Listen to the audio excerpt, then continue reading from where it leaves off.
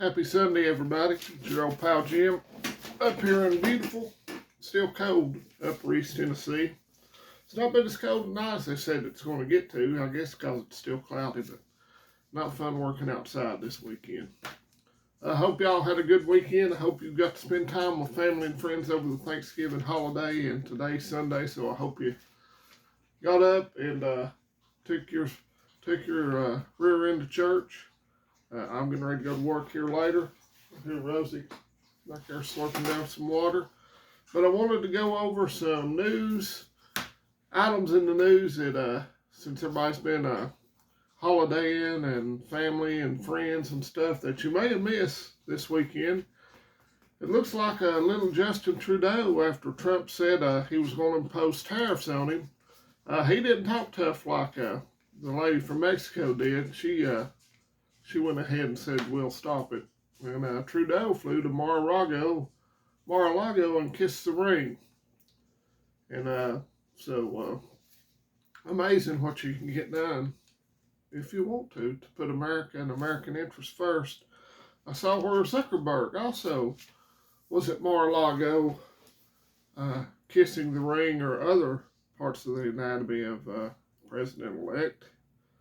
So we'll see how that goes. I don't trust Zuckerberg or any of those people very much as far as I could throw them. Looks like over in the European theater of war, Zelensky says that he is finally willing to concede the Donbass regions in Crimea to Russia to stop the war in exchange for NATO membership. And NATO's talking about putting 100,000 troops, peacekeeping troops in Ukraine.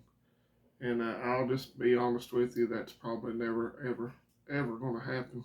Not in our lifetime. So just more bullcrap from Zelensky and some of the members of NATO.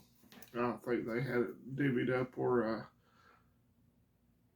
France, Germany, Poland, and Romania would put troops in there and have different regions to help keep pace. That ain't gonna happen. That's why this whole thing started anyway, was Ukraine being put into NATO when the Minsk agreement said that we wouldn't. And actually those parts of Ukraine that Russia took over were actually, before the Soviet Union were in effect, became to be, it's my understanding that those parts were part of Russia and Crimea, and somehow the Soviet Union decided to make that part of Ukraine. So a lot of ethnic Russians in those places, and they were being killed by Ukrainians. And I really don't know what in the world is going on in Syria.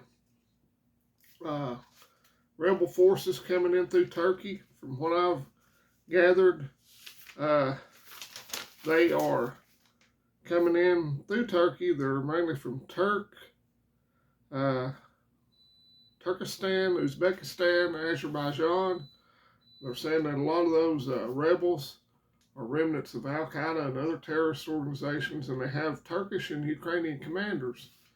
The last I saw, Turkey was getting pretty chummy with Russia, but Erdogan, the Turkish leader, likes to play both sides of the fence. So Aleppo and a couple of other cities have fallen. Bashar al-Assad, as far as I know, was in Russia when this happened, and I don't know if that was a planned trip or if he saw this coming. But there's some pretty big bases from Iran and Russia in Syria. So, it calms down a little bit in Lebanon between Hezbollah and Israel. And now this explodes. And this really helps Israel out, because a lot of Hezbollah was getting their arms shipments through Syria into Lebanon. So it's just a mess. And if you have any better understanding on it than I do, then leave a comment down below, because, man, this just doesn't make any sense at all to, an old hillbilly. So, but the fighting goes on. One place cools off. another place explodes. So the world is on fire, and we can't get rid of this current regime fast enough. And finally, some good news. Trump has nominated Kash Patel to take over the FBI. And I like Kash Patel. He's a very intelligent human being. He worked with Trump before. I forget some of the jobs he had in his previous administration, but he's a sharp fellow. And I know it's a good pick now because people like Andrew McCabe and Jamie Raskin are crying about it on TV. So that's all I need to know. If two human beings like that are against it, that means it's a good pick, in my opinion. And so let me know what you think about the video, the topics. I don't ask for thumbs up here much anymore. I never remember, but if you want to, give a thumbs up. Just don't do the middle finger, but you can leave a thumbs down. Leave a comment. I still answer all comments. So I hope y'all have a good rest of your weekend. Let's go Vols. Looks like they're going to be in the playoffs after the chaos in college football this weekend and last weekend. Should probably, in my opinion, should get a home game. Wonder how much tickets it'd be. I can probably can't afford that. Goodbye, Brandon. Let's go Vols. Goodbye, Kamala. I would say parting is such sweet sorrow, but that would be a bald-faced lie. And y'all don't be scared about all these news events coming. Just be prepared. And God bless you. God bless America. And I'll see you here in a couple days.